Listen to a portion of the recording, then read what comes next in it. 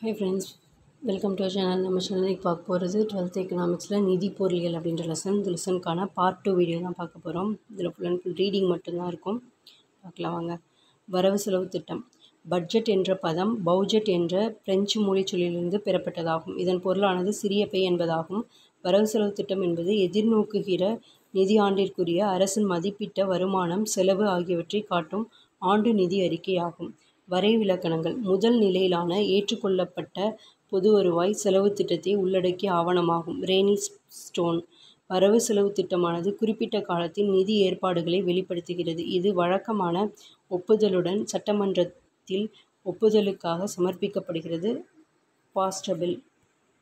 மத்திய மாநில வரவு செலவு திட்டம். இந்தியா ஓர் கூட்டரசு பொருளாதாரமாக விளங்குவதால் அரசின் வரவு செலவு திட்டம் அரசின் இரு பகுதிகளாக பிரிக்கப்படுகிறது. இந்திய அரசியலமைப்பு சட்டத்தின்படி மத்திய அரசு ஆண்டு நிதிநிலை அறிக்கையை சமர்ப்பிக்க வேண்டும். பிரிவு 112 படி ஒன்றிய அரசின் வரவு செலவு திட்டம் நாடாளுமன்றத்திலும், பிரிவு 222 படி ஒவ்வொரு மாநில அரசும் சட்டமன்றத்திலும் தாக்கல் செய்ய வேண்டும். வரவு செலவு திட்டத்தின் வகைகள். வருவாய் மற்றும் மூலதன வரவு செலவு திட்டம். வருவாய் கணக்கு மற்றும் பிற கணக்குகளின் மீதான செலவு அடிப்படையில்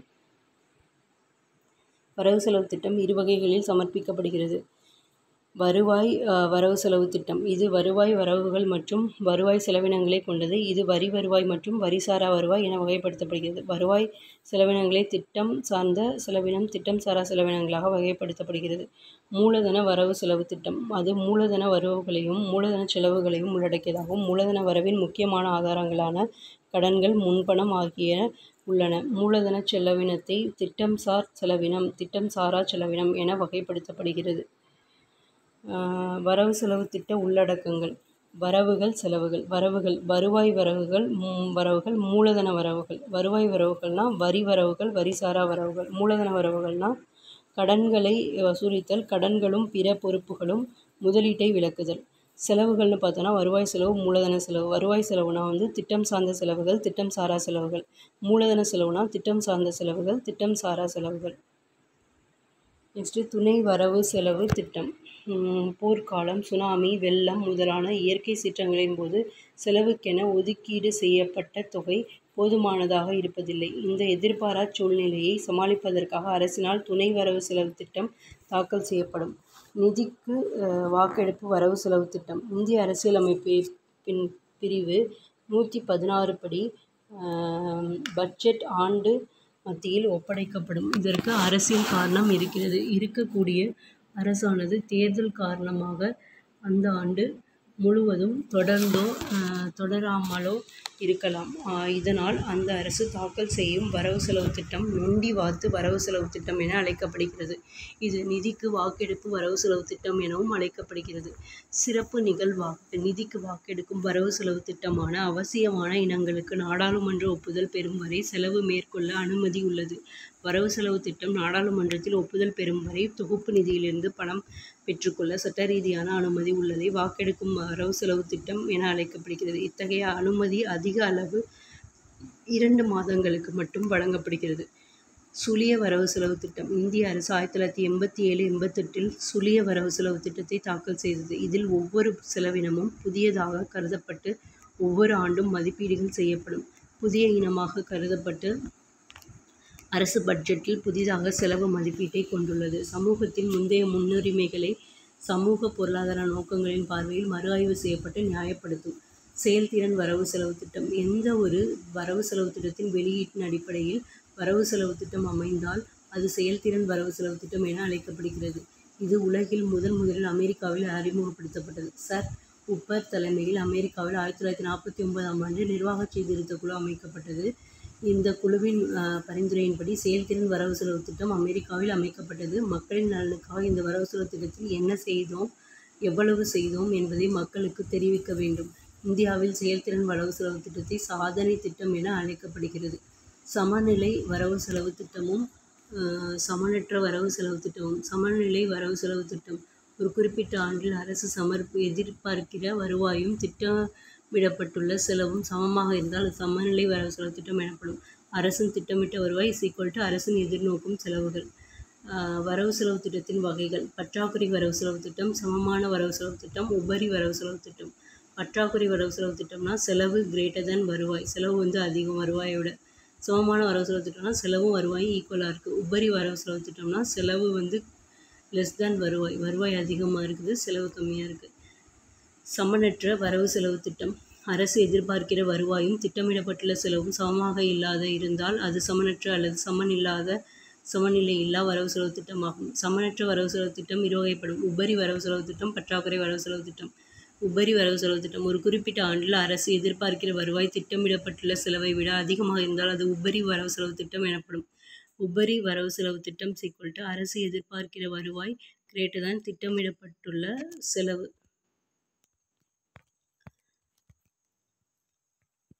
பற்றாக்குறை வரவு செலவு திட்டம். ஒரு குறிப்பிட்ட ஆண்டில் அரசு எதிர்பார்க்கிற வருவாய் திட்டமிடப்பட்டுள்ள செலவை விட குறைவாக இருந்தால் அது பற்றாக்குறை வரவு செலவு திட்டம் எனப்படும். பற்றாக்குறை வரவு செலவு திட்டம் அரசு எதிர்பார்க்கிற வருவாய் லெஸ் தேன் திட்டமிடப்பட்டுள்ள செலவு. வரவு செலவு திட்ட செயல்முறைகள். வரவு செலவு திட்ட செயல்முறைகள் என்பது வரவு செலவு திட்டத்தை தயாரிக்கிறது, தாக்கல் செய்வது, செயல்படுத்துவது ஆகியவற்றை உள்ளடக்கியதாகும். வரவு செலவு திட்டம் தயாரித்தல். மைய அரசு வரவு செலவு திட்டத்தை ஒன்றிய அரசின் நிதி அமைச்சகம் தயாரிக்கிறது. மாநில அரசு வரவு செலவு திட்டத்தை மாநில நிதித்துறை தயாரிக்கிறது. வரவு செலவு திட்டத்தை தயாரிக்கும் போது கீழே கொடுக்கப்பட்டுள்ளவற்றை கவனத்தில் கொள்ளப்படுகிறது. பேரியல் பொருளாதார கொள்கை. இலக்குகளை திட்ட காலத்திற்குள் அடைதல். வரவு செலவு திட்டத்தின் உத்திகள். பல்வேறு திட்டங்களுக்கான நிதி தேவைகள். வருவாய் செலவினத்தின் மதிப்பீடு. பாதுகாப்பு செலவினம், மானியம், கடனுக்கான வட்டி செலுத்தல்கள் முதலானவை. மூலதன செலவினத்தின் மதிப்பீடு. ரயில்வே, சாலை, பாசன வளர்ச்சி முதலானவற்றிற்காக வரியற்ற வருவாய் வரவுகளின் மதிப்பீடு. நெக்ஸ்ட், கடன்களை திரும்பச் செலுத்துதல்கள். பொதுத்துறையின் மீது முதலீட்டு குறைப்பு, பங்காடி பொருள்கள் போன்ற மூலதன வரவுகளின் மதிப்பீடு. வருவாய் வரவுகளுக்கும் வருவாய் செலவுகளுக்கும் இடையான இடைவெளியின் மதிப்பீடு. நிதி பற்றாக்குறை, முதன்மை பற்றாக்குறை மற்றும் வருவாய் பற்றாக்குறையின் மதிப்பீடு. வரவு செலவு திட்டம் தயாரிக்கும் வழிமுறைகள். நிதி அமைச்சகம் வரவு செலவு திட்ட மதிப்பீட்டை தயார் செய்யும். பல்வேறு துறைகள் வருமானம், செலவு பற்றிய மதிப்பீடுகளை நிதி அமைச்சகத்திற்கு அனுப்பும். வரவு செலவு திட்டம் தயாராகும். மந்திரி சபை ஒப்புதலுக்கு நிதி அமைச்சர் தாக்கல் செய்வார். பாராளுமன்றத்தில் பட்ஜெட் தாக்கல் செய்வதற்கு தயார் நிலையில் இருக்கும். நெக்ஸ்ட், வரவு செலவு திட்டம் தாக்கல் செய்தல். நடுவண் அரசின் அங்கத்தினராக நிதி அமைச்சர் மைய அரசின் வரவு செலவு திட்டத்தை புதிய நிதி ஆண்டு துவக்கம் முதல் நாள் நாடாளுமன்றத்தில் தாக்கல் செய்வார். மாநில அரசுகளின் நிதி அமைச்சர்களும் அவ்வாறே ஆங்காங்கே செய்வார்கள். இந்திய அரசியலமைப்பு சட்டப்படி பண சட்ட மசோதா வரைவு மணி பில் மக்களவையில் தொடங்கப்படும். மைய அரசில் எல்லா பண சட்ட வரைவுகளும் முதலில் மக்களவையிலும் மாநிலங்களில் சட்டப்பேரவையிலும் தாக்கல் செய்யப்படும். வரவு செலவு திட்டத்தில் பல்வேறு வரி சார்ந்த கருத்துருக்களும் இடம்பெற்றிருக்கும். நிதி சட்ட வரைவு நிறைவேற்றப்பட்ட பின்னர் வாக்களிப்பிற்கு பின் சட்ட வடிவம் கொடுக்கப்படும். இதன் அடிப்படையில் செலவுகள் அங்கீகரிக்கப்படும். இந்த வழிமுறையில் தான் இந்தியாவில் வரவு செலவு திட்டம் தாக்கல் செய்யப்படுகிறது. வரவு செலவு திட்டத்தை செயல்படுத்துதல். வரவு செலவு திட்டத்தை அரசின் பல்வேறு துறைகள் செயல்படுத்துகிறது. வரவு செலவு திட்டத்தில் ஒதுக்கப்பட்ட பணத்தை பயனுள்ள வகையில் பயன்படுத்துவதுதான் மிக முக்கியமானதாகும். வரவு செலவு திட்டத்தில் பாராளுமன்ற கட்டுப்பாடுகள். இந்தியாவில் அரசு கணக்குகள் கீழ்காணும் 3 முறைகளில் பராமரிக்கப்படுகின்றன. தொகுப்பு நிதி, அவசர நிதி, பொது கணக்கு. வரவு செலவு திட்டத்தை கட்டுப்படுத்தும் நாடாளுமன்ற குழுக்கள். பொது கணக்கு குழு, மதிப்பீட்டு குழு. இந்த குழுக்கள் எந்த அமைச்சகமும் அல்லது துறையும் அனுமதிக்கப்பட்ட தொகையை விட அதிகமாக செலவிடாமல் தொடர்ந்து கண்காணிக்கும். நெக்ஸ்ட், வரவு செலவு திட்ட பற்றாக்குறைகள். வரவு செலவு திட்ட பற்றாக்குறை என்பது வரவு செலவு திட்டத்தில் உள்ள வருவாய் செலவை விட குறைவாக இருப்பதாகும். இந்த நிலையை அரசு பற்றாக்குறை எனவும் அழைக்கப்படும். இந்திய அரசின் வரவு செலவு திட்டத்தில் 4 வகையான பற்றாக்குறைகள் உள்ளன. வருவாய் பற்றாக்குறை, வரவு செலவு திட்ட பற்றாக்குறை, நிதி பற்றாக்குறை, முதன்மை பற்றாக்குறை. வருவாய் பற்றாக்குறை. அரசின் வருவாய் செலவினம் வரவை விட அதிகமாக இருந்தால் அது வருவாய் பற்றாக்குறை எனப்படும். இதில் மூலதன வரவு மற்றும் மூலதன செலவு கணக்கில் கொள்ளப்பட மாட்டாது. வருவாய் பற்றாக்குறை என்பது அரசின் அன்றாட பணிகளை நடத்துவதற்கு தேவையானதை விட குறைவாக உள்ளதை காட்டுவதாகும். வருவாய் பற்றாக்குறை RD = மொத்த வருவாய் செலவினம் RE - மொத்த வருவாய் வரவுகள் RR. RE - RR > 0 ஆக இருக்கும். வரவு செலவு திட்ட பற்றாக்குறை. வருவாய் கணக்குகள் மற்றும் மூலதன கணக்கு ஆகியவற்றின் மொத்த வரவுக்கும் செலவுக்கும் உள்ள இடைவெளியே வரவு செலவு திட்ட பற்றாக்குறை ஆகும். வரவு செலவு திட்ட பற்றாக்குறை = மொத்த செலவு - மொத்த வரவு. நிதி பற்றாக்குறை. நிதி பற்றாக்குறை = வரவு செலவு திட்ட பற்றாக்குறை அரசு அங்காடி கடன்களும் ஏனைய பொறுப்புகளும். எனவே நிதி பற்றாக்குறை என்பது வரவு செலவு பற்றாக்குறையை விட அதிகமானதாகும். நெக்ஸ்ட் முதன்மை பற்றாக்குறை. முதன்மை பற்றாக்குறையானது நிதி பற்றாக்குறையிலிருந்து வட்டி செலுத்துதலை கழித்த பின் உள்ள பற்றாக்குறையாகும். இது அரசின் உண்மையான சுமையை காட்டும். மேலும் இதில் முன்னர் வாங்கிய கடனுக்கான வட்டியை கணக்கில் கொள்ளாது. எனவே முதன்மை பற்றாக்குறை என்பது அரசின் கடனுக்கான, குறிப்பாக வட்டி செலுத்துதலுக்கான தேவையை குறிக்கும். எனவே நிதி பற்றாக்குறை முதன்மை பற்றாக்குறையை விட அதிகமாக இருக்கும். முதன்மை பற்றாக்குறை PD = நிதி பற்றாக்குறை FD - வட்டி செலுத்துதல் IP. கூட்டமைப்பு நிதி. கூட்டமைப்பு நிதி என்பதில் ஒன்றிய அரசுக்கும் மாநில அரசுக்கும் இடையே வருவாய் வளங்களை ஒதுக்கீடு செய்தல் குறித்து தெளிவாக வரையறுக்கப்பட்டிருக்கும். இது ஒன்றிய அரசும் மாநில அரசுகளும் தங்களுக்கென ஒதுக்கப்பட்ட பணியினை திறமையாக செய்ய வளங்கள் ஒதுக்கீடு செய்யப்படும். அதிகாரங்கள் பிரிவு. நமது அரசியலமைப்பில் அதிகாரங்கள் தெளிவாக வரையறுக்கப்பட்டுள்ளன. எனவே அதன் வரம்புகளை மீறுவதும் மற்றவர்களின் செயல்பாடுகளை ஆக்கிரமிப்பதை தவிர்த்து அவரவர் சொந்த பொறுப்புகளில் செயல்படுத்துவதற்கும் வழிவகை செய்யப்படுகிறது. அரசியலமைப்பின் 7வது அட்டவணையில் 3 பட்டியல்கள் உள்ளன. அவை மத்திய பட்டியல், மத்திய அரசு பட்டியல், மாநில பட்டியல், இணைப்பட்டியல். மத்திய அரசு பட்டியலில் பாதுகாப்பு, ரயில்வே, அஞ்சல் துறை ஆகிய முதலிய நாட்டு முக்கியத்துவம் வாய்ந்த 100 இனங்களை கொண்டுள்ளது. மாநில பட்டியலில் பொதுநலன், காவல்துறை முதலான 61 இனங்களை கொண்டுள்ளது.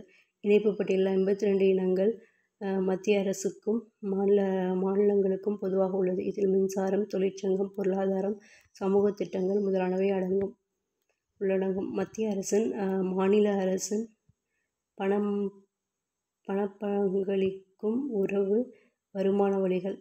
மைய அரசின் வருவாய் மூலங்கள். மைய அரசின் வரியில்லா வருமான வழிகள் பட்டியலிடப்பட்டுள்ளன. அவற்றில் மிக முக்கியமானவை தொழில் நிறுவனங்கள் மீதான வரி, பணம், நாணயங்கள், அயல்நாட்டு செலாவணி, சுங்க வரி, ஏற்றுமதி வரி உட்பட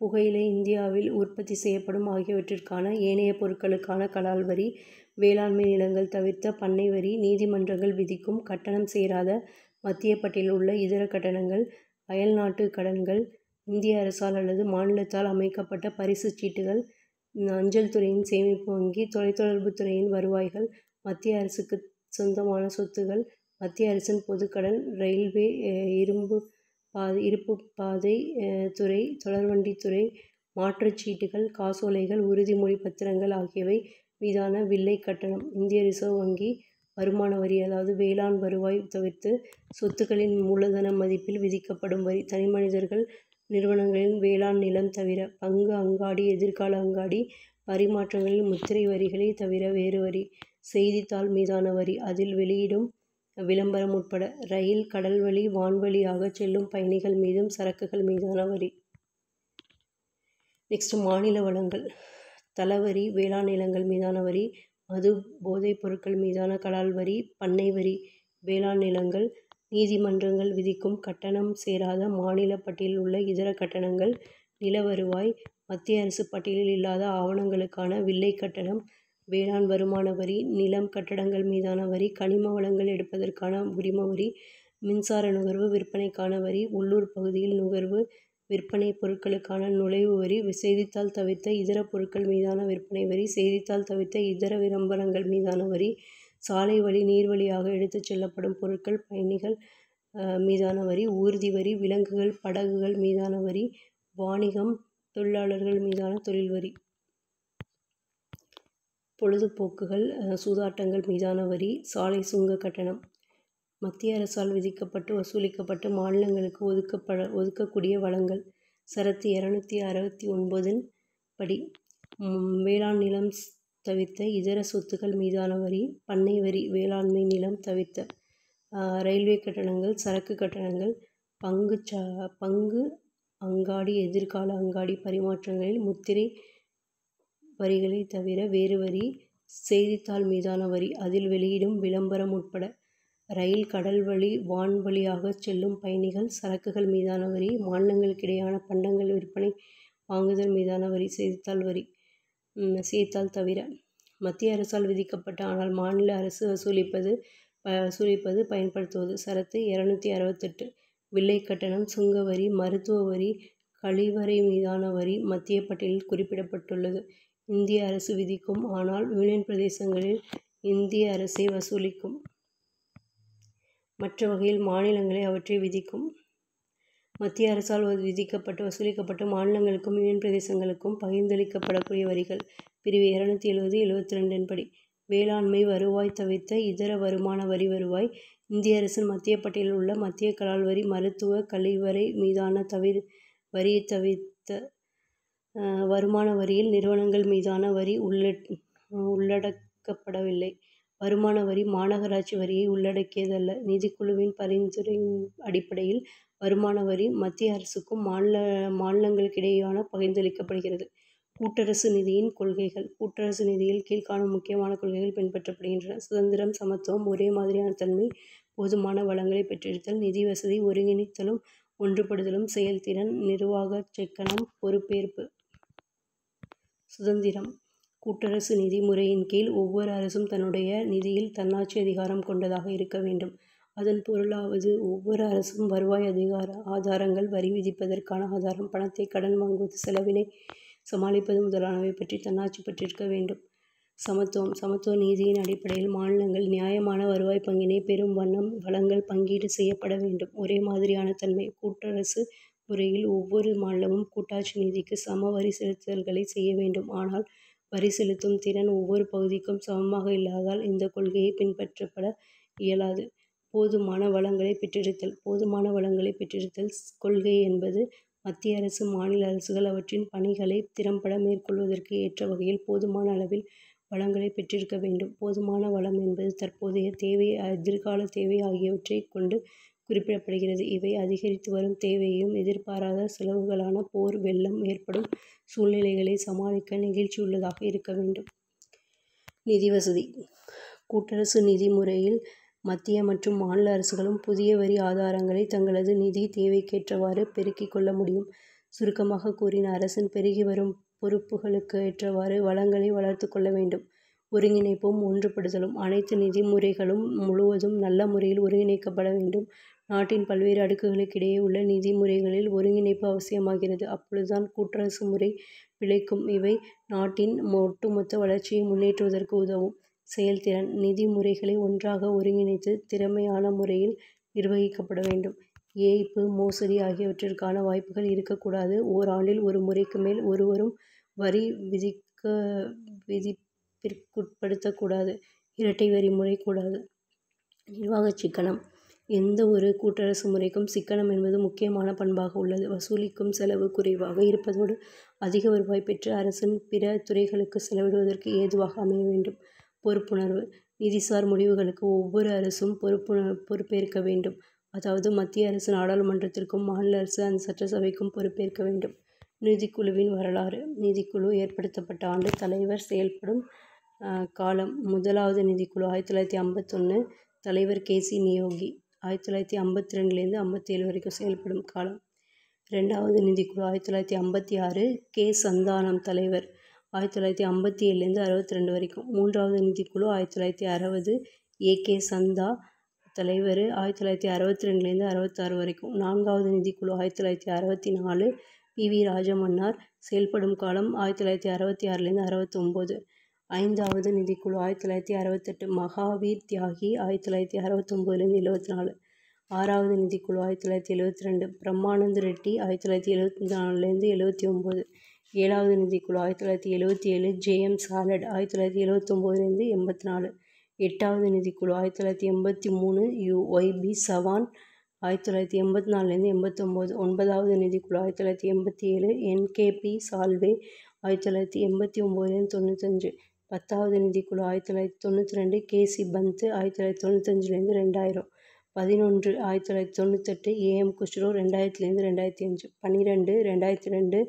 C. Rangarajan 2005 2010. 13.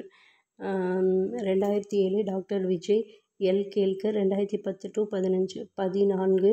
2013. Doctor Y V. Reddy 2015 20. 15. 2017. N K. Singh 2020 25. இந்திய அரசியலமைப்பின் பிரிவு 280 படி நிதிக்குழு பகுதி சட்டப்படியான அமைப்பாகும். இது 1951 ஆண்டு மத்திய அரசிற்கும் மாநிலங்களுக்கிடையே நிதி உறவை வரையறுப்பதற்கு அமைக்கப்பட்டது. நிதிக்குழு மத்திய அரசிற்கும் மாநிலத்திற்கும் இடையேயான சமநிலையின்மையை குறைப்பதற்கும், செங்குத்து சமநிலையின்மை, மாநிலங்களுக்கிடையேயான சமநிலையின்மை குறைப்பதற்கும், படுகிடை சமநிலையின்மை முயல்கிறது. இது உள்ளுணர்வினை ஊக்குவிக்கிறது. நிதிக்குழு 5 ஆண்டுகளுக்கு ஒரு முறை அமைக்கப்படுகிறது. 2 ஆண்டுகளுக்கு முன்பே அது அமைக்கப்படுகிறது. இது ஒரு தற்காலிக அமைப்பாகும். 14வது நிதிக்குழு 2013 அமைக்கப்பட்டது. அதன் பரிந்துரைகள் ஏப்ரல் 1, 2015 ஆண்டு முதல் மார்ச் 2020 வரை செல்லத்தக்கதாகும். 15வது நிதிக்குழு நவம்பர் 2017 ஆண்டு அமைக்கப்பட்டது. அதன் பரிந்துரைகள் ஏப்ரல் 1, 2020 முதல் நடைமுறைப்படுத்தப்படும். இந்திய நிதிக்குழுவின் பணிகள் பிரிவு 280(3) நிதிக்குழுவின் பணிகள் பற்றி கூறுகிறது. இப்பிரிவின்படி இக்குழு குடியரசுத் தலைவருக்கு பின்வருவனவற்றை பரிந்துரை செய்கிறது. மத்திய மற்றும் மாநிலங்களுக்கிடையான நிகர வரி வருவாய்களை ஒதுக்கீடு செய்து மாநிலங்களுக்கு அவற்றிற்குரிய பங்கை பகிர்ந்தளித்தல். மத்திய அரசு மாநிலத்திற்கு வழங்கவுள்ள மானிய அளவு பற்றியும் பிரிவு 275(1) அம்மானியம் பெறுவதற்கு மாநில அரசின் தகுதி குறித்தும் கொள்கைகளை உறுதி செய்தல். வரி எவ்வாறு பிரிக்கப்படுகிறது? வரி பங்கீடு 42% மாநிலங்களுக்கு, 58% மத்திய அரசுக்கு. ஜிஎஸ்டியின்படி மாநில அரசுக்கு 50%. இந்திய அரசியலமைப்புச் சட்டம் பிரிவு 280 கீழ் நிதிக்குழு 5 ஆண்டுக்கு ஒரு முறை ஏற்படுத்தப்பட்டு அது மத்திய மற்றும் மாநில அரசின் வரி பகிர்வை பரிந்துரை செய்யும். 15வது நிதிக்குழு மத்திய மற்றும் மாநில அரசின் நிதி பகிர்வை சார்ந்த பரிந்துரை 2020 ஆண்டு முதல் நடைமுறைக்கு வரும். நல்ல திடமான நிதியை நிலைநாட்டும் வண்ணம் இந்திய குடியரசுத் தலைவரால் பார்வைக்கு கொண்டு செல்ல வேண்டிய விவரங்கள், ஏனைய சிக்கல்களாகிய கடன் நிவாரணம், மாநிலங்களுக்கு வழங்குகிற இயற்கைச் சீற்றத்திற்கான நிதி, துணை ஆயத்தீர்வைகள் முதலானவை. உள்ளாட்சி நிதி. உள்ளாட்சி நிதி எனப்படுவது இந்தியாவில் உள்ள உள்ளாட்சி அமைப்புகளின் நிதி பற்றியதாகும். இந்தியாவில் பல்வேறு வகையான உள்ளாட்சி அமைப்புகள் உள்ளன. நம் நாட்டில் தற்போது செயல்பாட்டில் இருக்கக்கூடிய முக்கியமான 4 உள்ளாட்சி அமைப்புகள் உள்ளன. உள்ளாட்சி அமைப்பின் வகைகள்: கிராம உள்ளாட்சி, மாவட்ட வாரியங்கள் அல்லது ஜில்லா அமைப்பு, நகராட்சி, மாநகராட்சி. கிராம ஊராட்சி. தோற்றம்: ஊராட்சியின் எல்லை வரம்பு என்பது ஒரு வருவாய் கிராமமாகும். சில சமயங்களில் 2 அல்லது அதற்கு மேற்பட்ட சிறிய கிராமங்கள் ஒரு ஊராட்சியின் கீழ் குழுவாக செயல்படுகிறது. இந்தியாவில் உள்ள பெரும்பாலான மாநிலங்களில் பஞ்சாயத்து ராஜ் நிறுவப்படுகிறது. பணிகள்: ஒரு ஊராட்சியின் செயல்பாடுகள், குடிமை, பொருளாதாரம் மேலும் பலவற்றை உள்ளடக்கியதாகும். இதனால் சிறிய இடர்பாடுகள் ஊராட்சியிலேயே அகற்றப்படும். சாலைகள், தொடக்கப்பள்ளிகள், கிராம சுகாதார நிலையங்கள் ஆகியவை பஞ்சாயத்துகளால் நிர்வகிக்கப்படுகிறது. குடிநீருக்கும் வேளாண்மைக்கும் நீர் வழங்கல் அவற்றின் எல்லைக்குட்பட்ட பொறுப்பாகும். மேலும் பண்ணை பராமரிப்பு, அங்காடி, சேமிப்பு கிடங்கு ஆகியவற்றையும் மேலாண்மை செய்கிறது. கிராம ஊராட்சிகளின் வருவாய் ஆதாரங்கள்: கிராம ஊராட்சிகளின் வருவாய் ஆதாரங்கள் பின்வருவனவாகும்: பொது சொத்து வரி, நிலம் மீதான வரி, தொழில் வரி, விலங்குகள், வாகனங்கள் ஆகியவை மீதான வரி. பிற வரிகளான சேவை வரி, நுழைவு வரி, திரையரங்கு வரி, புனித இடங்கள் வரி, திருமணம் மீதான வரி, பிறப்பு இறப்பு மீதான வரி, உழைப்பாளர் மீதான வரி ஆகியவற்றை உள்ளடக்கியுள்ளது. உண்மையில் மாநில அரசின் அனுமதியுடன் மட்டுமே கிராம ஊராட்சிகளில் வரி விதிக்கப்படுகிறது. இந்த அமைப்பு வரி விதிப்பதற்கு சில வரம்புகள் உள்ளன. மாவட்ட வாரியங்கள் அல்லது ஜில்லா அமைப்புகள். தோற்றம்: அனைத்து கிராம பகுதிகளையும் உள்ளடக்கி மாவட்ட வாரியங்கள் மற்றும் மாவட்ட அமைப்புகள் மாவட்ட அளவில் தோற்றுவிக்கப்பட்டுள்ளன. மாவட்ட வாரியத்தின் வரம்பெல்லை வருவாய் மாவட்டமாகும். பணிகள்: தமிழ்நாட்டில் மாவட்ட அமைப்பு என்பது மாவட்ட அளவில் தோற்றுவிக்கப்பட்டுள்ளது. மாவட்ட வாரியத்தின் பணிகளாக கிராம உள்ளாட்சிகளுக்கு உதவி செய்வது, வளர்ச்சித் திட்டங்களை நடைமுறைப்படுத்துவது முதலானதாகும். மாவட்ட வாரியங்களின் வருவாய் ஆதாரங்கள்: மாநில அரசிடமிருந்து பெறும் மானிய உதவி, இல்லத்தீர்வைகள், சுங்க கட்டணம். சொத்திலிருந்து பெறுகிற வருமானம், மாநில அரசுகளிடமிருந்து பெறக்கூடிய கடன்கள், வளர்ச்சிப் பணிகளுக்காக மத்திய அரசு மேற்கொள்ளும் திட்டங்களுக்கான மானியங்கள், பொருட்காட்சிகள் மற்றும் கண்காட்சிகள் ஆகியவற்றிலிருந்து பெறப்படுகின்ற வருமானம், மாநில அரசு ஏற்றுக் கொள்ளுகிற சொத்து வரியும் பிற வரிகளும். நகராட்சி அமைப்புகள். தோற்றமும் பணிகளும்: நகராட்சி பகுதிகளில் ஏற்படுகிற இவ்வமைப்புகள் அப்பகுதியில் உள்ள துப்புரவு, பொது சுகாதாரம், சாலைகள், விளக்குகள், குடிநீர் வழங்கல், சாலைகளை தூய்மைப்படுத்தல், பூங்காக்களை பராமரித்தல், சுகாதார நிலையங்கள், கால்நடை மருத்துவமனைகள், பாதாள சாக்கடை வசதி, தொடக்க கல்வி வசதி, பொருட்காட்சி, கண்காட்சிகளை அமைத்தல் ஆகிய பணிகளை செய்து வருகிறது. ஆயினும் அனைத்து பணிகளும் மாநில அரசின் கட்டுப்பாட்டிற்குள் செயல்படுகிறது. நகராட்சி அமைப்புகளின் வருவாய் ஆதாரங்கள்: சொத்து மீதான வரிகள், பொருட்கள் மீதான வரிகள், குறிப்பாக நுழைவு வரி, தனிப்பட்ட வரிகள், தொழில் வரி, வாணிகம், வேலைவாய்ப்பு ஆகியவற்றின் மீதான வரிகள், வாகனங்கள், விலங்குகள் ஆகியவை மீதான வரிகள். திரையரங்கு வரி: மாநில அரசிடமிருந்து பெறுகிற மானிய உதவி. மாநகராட்சி. தோற்றமும் பணிகளும்: நகராட்சியை ஒப்பிட்டு பார்க்கும்போது இவை பரந்த அதிகாரங்களையும் அதிக சுதந்திரத்தையும் பெற்றுள்ளன. குடிநீர் வழங்கல், பாதாள சாக்கடை, தெருவிளக்குகள், சேரிகளை பயன்படுத்துதல், நகர் திட்டமிடல் ஆகிய பணிகளை செய்கிறது. நகர மக்கள் தொகை அதிகரித்து வருகிற நிலையில் மாநகராட்சியின் பணிகளும் பெருகிக் கொண்டே வருகிறது. மாநகராட்சியின் வருவாய் ஆதாரங்கள்: சொத்து மீதான வரி, வாகனங்கள், விலங்குகள் ஆகியவை மீதான வரி, வாணிகம், வேலைவாய்ப்பு மீதான வரி, திரையரங்கு வரி, காட்சி வரி, நகரத்திற்குள் கொண்டு வரும் பண்டங்கள் மீதான வரிகள், விளம்பரங்கள் மீதான வரிகள், நுழைவு வரி, முனைம வரி. சட்டத்திற்குட்பட்டு தங்கள் விருப்பப்படி அதிக அளவாகவோ குறைந்த அளவு விகிதமாகவோ ஒரு நியாயமான அளவில் வரி விதிக்கவும் மாற்றியமைக்கவும் சுதந்திரம் உள்ளது. நிதிக் கொள்கை: தற்கால அரசு பேரின பொருளாதாரத்தை கொள்கையின் முக்கியமான கருவியாக நிதிக் கொள்கை உள்ளது. கீன்ஸின் புதிய பொருளாதாரம் மற்றும் உலக பெருமந்தம் ஆகியவற்றால் நிதிக் கொள்கை முக்கியத்துவம் பெறுகிறது. நிதிக் கொள்கையின் பொருள்: பொதுவான கண்ணோட்டத்தில் நிதிக் கொள்கை என்பது உற்பத்தி, வேலைவாய்ப்பு, சேமிப்பு, முதலீடு ஆகிய பேரின பொருளாதார மாதிரிகளை பாதிக்கும் வரவு செலவு திட்ட மதிப்பாகும். விரை விலக்கணங்கள்: நிதிக் கொள்கை எனப்படுவது நாட்டு வருமானத்தின் மீது விரும்பத்தகுந்த விளைவை ஏற்படுத்தவும் விரும்பத்தகாத விளைவுகளை தவிர்க்கவும் அரசின் வருவாய் செலவினங்கள் ஆகியவை பற்றிய கொள்கையாகும். ஆர்தர் ஸ்மிதிஸ்: நிதிக் கொள்கை என்பது நாட்டின் பொருளாதார நோக்கங்களை அடைவதற்கு பயன்படுத்தப்படும் பொது நிதி அல்லது செலவு, வரி பெறுதல்கள் மற்றும் நிதி நிர்வாகம் சார்ந்த கொள்கையாகும். பியூலோ சொல்றாரு. நிதி கருவிகள்: நிதிக் கொள்கை சில நிதி கருவிகள் மூலம் செயல்படுத்தப்படுகிறது. அரசின் செலவுகள், வரி விதிப்பு, கடன் பெறுதல் ஆகியவை நிதி கருவிகள் ஆகும். வரி விதித்தல்: வரிகள் மக்களிடமிருந்து வருமானத்தை அரசிற்கு மாற்றுகிறது. வரிகள் நேர்முகமாகவோ மறைமுகமாகவோ இருக்கும். வரி அதிகரிப்பு செலவிடத்தக்க வருமானத்தை குறைக்கிறது.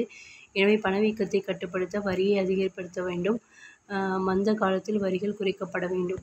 பொதுச்செலவு: பொதுச்செலவு பணியாளர்களின் கூலியையும் சம்பளங்களையும் அதிகரிக்கும் போது பண்டங்கள், பணிகளுக்கான மொத்த தேவை உயர்கிறது. ஆகையால் பொதுச்செலவு பின்னிறக்கத்தையும் பணவீக்கத்தையும் கட்டுப்படுத்த உதவுகிறது. பொதுக்கடன்: அரசு கடன் மூலம் பொது மக்களிடமிருந்து அரசிற்கு பணத்தை மாற்றம் செய்கிறது. அது பின்னர் மக்களுக்கு திரும்ப வட்டியோடு செலுத்தப்படுகிறது. இதனால் அரசிடமிருந்து பணம் மக்களுக்கு மாற்றப்படுகிறது.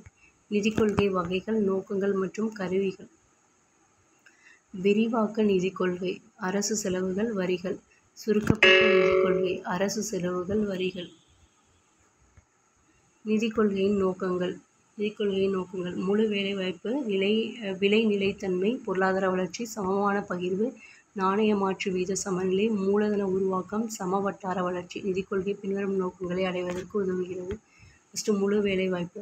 முழு வேலைவாய்ப்பு என்பது வளர்ந்த நாடுகள், வளர்ந்து வரும் நாடுகள் ஆகியவற்றின் முக்கியமான நோக்கமாகும். சமூக மேல் முதலீட்டில் பொதுச்செலவை மேற்கொள்வதால் வேலைவாய்ப்பை உருவாக்க முடியும். இந்தியாவில் ஊரக வேலைவாய்ப்பு திட்டங்களாகிய மகாத்மா காந்தி தேசிய ஊரக வேலைவாய்ப்பு திட்டம் முதலான திட்டங்கள் வேலைவாய்ப்பு பெருக்கத்தை உருவாக்கும் நோக்கமாக கொண்டுள்ளது. விலை நிலைத்தன்மை: விலை நிலையற்ற தன்மை மொத்த தேவை அளிப்புக்கிடையே சமமின்மையை ஏற்படுத்துகிறது. பண்டங்களுக்கான தேவை அதிகரிப்பதால் பணவீக்கம் ஏற்படுகிறது. பொதுச்செலவு மூலம் உண்மை உற்பத்தி அதிகரித்து தேவையும் அளவுக்கு அதிகமாக அதிகரிப்பதால் பொதுச்செலவை குறைப்பதன் மூலம் இதனை தவிர்க்கலாம். தேவைக்கு மேல் உள்ள தேவையை வரி விதிப்பதன் மூலம் தனிநபர் செலவு செய்வதை குறைக்கலாம்.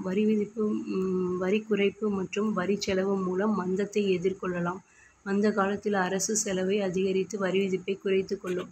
பொருளாதார வளர்ச்சி: ஒரு பொருளாதாரத்தின் உற்பத்தி திறனை பெருக்க நிதிக் கொள்கை பயன்படுகிறது. வரியானது முதலீட்டை ஊக்குவிக்கும் கருவியாக பயன்படுகிறது. வரி விடுமுறை, வரி தள்ளுபடிகள் புதிய தொழிற்சாலைகள் மூலம் முதலீட்டை தூண்டுகிறது. பொதுத்துறை முதலீடு அதிகரிக்கப்படும் போது தனியார் துறையினரால் நிரப்ப முடியாத இடைவெளியை நிரப்புகிறது. வரிகள் மூலம் வளங்களை திரட்டுவதில் பற்றாக்குறை ஏற்பட்டால் அரசு உள்நாட்டு கடன், அயல்நாட்டு கடன் ஆகியவை மூலம் வளர்ச்சி திட்டங்களுக்கு நிதி அளிக்கிறது. சமமான பகிர்வு: வளர் வீத வரி முறை பணக்காரர், ஏழை ஆகியோருக்கிடையே உள்ள இடைவெளியை குறைக்க உதவுகிறது. வளர் வீதத்தில் பொதுச்செலவு அதிகரிப்பதன் மூலம் நலத்திட்டங்களாகிய இலவச கல்வி, பள்ளி, குழந்தைகளுக்கான மதிய உணவு மானியங்கள் முதலானவை மூலம் ஏழை மக்களின் வாழ்க்கை தரத்தை மேம்படுத்துகிறது. நாணய மாற்று வீத சமநிலை: நாணய மாற்று வீதத்தின் நகர்வுக்கு ஏற்ப பன்னாட்டு வாணிபத்தின் ஏற்ற இறக்கங்கள் ஏற்படுகின்றன. வரிச்சலுகைகளும் உதவித்தொகைகளும் வழங்குவதன் மூலம் ஏற்றுமதியை அதிகரிக்கிறது. அத்தியாவசியமற்ற பொருட்களுக்கு சுங்கவரி விதிப்பதன் மூலம் இறக்குமதி செலவை குறைக்கிறது. கச்சா பொருட்கள், இயந்திரங்கள் ஆகியவற்றின் இறக்குமதி வரியை குறைப்பதன் மூலம் செலவை குறைத்து ஏற்றுமதியில் நிறுவனங்கள் போட்டியிட உதவுகிறது. மூலதன உருவாக்கம்: விரைவான பொருளாதார வளர்ச்சிக்கு மூலதன திரட்சி மிக முக்கியமானதாகிறது. வரிச்சுமை குறைப்பானது செலவிடத்தக்க வருமானத்தை அதிகரிக்கிறது. சேமிப்பு மூலம் மூலதன திருச்சியை ஏற்படுத்துகிறது. அரசானது மின்சாரம், போக்குவரத்து ஆகிய அடிப்படை துறைகளில் செலவிடும்போது அது தனியார் முதலீட்டை தூண்டுகிறது. வட்டார வளர்ச்சி பின்தங்கிய பகுதியில் உள்ள தொழிற்சாலைகளுக்கு நிதி ஊக்கம் வழங்கும் போது வட்டார வேறுபாடு குறைகிறது. பின்தங்கிய பகுதியில் தொழிற்பேட்டைகள் துவங்க பொதுச் செலவினை மேற்கொண்டால் அப்பகுதியின் வளர்ச்சி தூண்டப்படுகிறது. தொகுப்புரை மத்திய மாநில உள்ளாட்சி அமைப்புகள் ஆகியவற்றின் வருவாய் பற்றியும் செலவினங்களை பற்றியும் ஆராய அறிவியல் பொது நிதியாகும். தற்காலத்தில் இந்த பாடமானது பொது வருவாய், பொது செலவு, பொதுக்கடன், நிதி நிர்வாகம், நிதி கொள்கை ஆகிய 5 முக்கியமான பகுதிகளை கொண்டுள்ளது. எனவே பொது நிதியானது வளர்ந்த பின்தங்கிய நாடுகளில் முக்கியமான பங்காற்றுகிறது.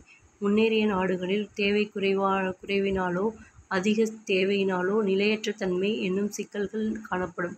பின்தங்கிய நாடுகளில் விரைவான பொருளாதார வளர்ச்சிக்கு நிதிக் கொள்கை முக்கியமான கருவியாக உள்ளது. நிதிக் கொள்கை உலக பொருளாதார பெருமந்தத்திற்கு பின் மிகவும் பிரபலமானது. மந்தத்திலிருந்து விடுபட அரசின் தலையீடு தேவை என ஜேம் கீன்ஸ் வலியுறுத்தினார். அரசின் செலவிற்கும் தனியாரின் முதலீடு, வட்டி வீதம், நுகர்வு, வருமான வளர்ச்சி ஆகியவற்றிற்கும் நெருங்கிய தொடர்பு உள்ளது. கலைச்சொற்கள். வரி அரசுக்கு மக்கள் எந்தவித பிரதிபலன் எதிர்பார்ப்பும் இன்றி செலுத்த வேண்டியது. பிரதிபலன் வரி செலுத்தியமைக்காக எதிர்பார்க்கும் நன்மை. விகிதாச்சார வரி வரியின் அடிப்படையை கருத்தில் கொள்ளாத அனைவருக்கும் ஒரே வரி விகிதம்.